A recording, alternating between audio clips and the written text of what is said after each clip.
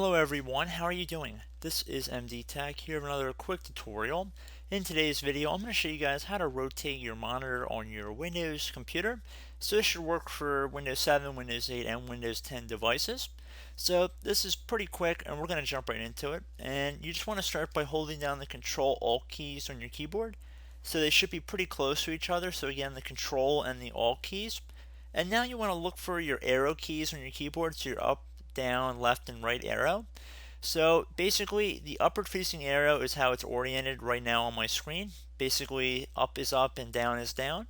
If you instead wanted to flip it, you just click on the down facing arrow and then it would flip the screen upside down. And then the left and right keys would flip your screen 90 degrees either way.